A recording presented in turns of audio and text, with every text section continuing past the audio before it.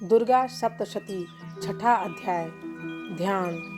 मैं सर्वज्ञ एवं ईश्वर स्वरूप भैरव के अंक में नित्य निवास करने वाली नागराज को आसन बनाकर उस पर विराजमान होने वाली नागों के फणों में विद्यमान सुंदर एवं चमकीली मणियों से सुशोभित एवं द्योतित शरीर वाली, सूर्य के तेज के समान तेजस्विनी एवं दमकती कांति वाली, तीन नेत्रों के कारण विलक्षण एवं सुंदर दिखाई देने वाली, अपने हाथों में माला, कुंभ, कपाल और कमल के साथ साथ अर्धचंद्र को मुकुट के रूप में धारण करने से सुशोभित मस्तक वाली परमोत्कृष्ट भगवती पद्मावती देवी का चिंतन करता हूँ, अर्थात उनका ध्यान करता हुआ उन्हें प्रणाम निवेदन करता हूँ।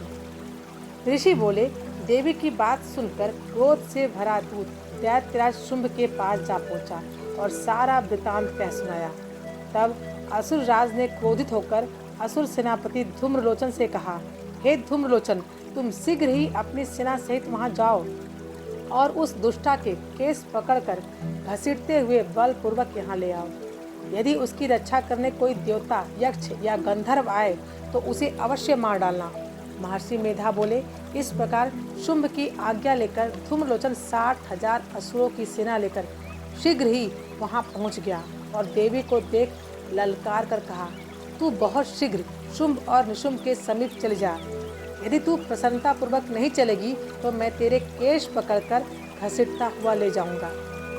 देवी ने कहा, दैत्येश्वर ने तुझ बलशाली को भेजा है। यदि तू मुझे बलपूर्वक ले जाएगा तो मैं उस समय तेरा क्या कर सकती हूँ। ऋषि ने कहा, देवी के ऐसा कहते ही धूम्रलोचन देवी के आगे दौड़ा तो उसी समय अंबिका ने हुंकार से उस असुर को भस्म कर दिया। तदंतर असुर सेना अत्यंत क्रोधित हो उठी और आक्रमण के लिए देवी की ओर बढ़ी। तब देवी तीखे बाणों, शक्ति तथा फरसों की वर्षा करने लगी। देवी का वाहन सिंह भी अपनी गर्दन के बाल हिलाता हुआ क्रोध से भयंकर गर्जना करते हुए असुर सेना पर टूट पड़ा। उसने कितनों को पंजे से, कितनों को मुख से तथा होंठ या दाढ़ से घायल करके मार दिया।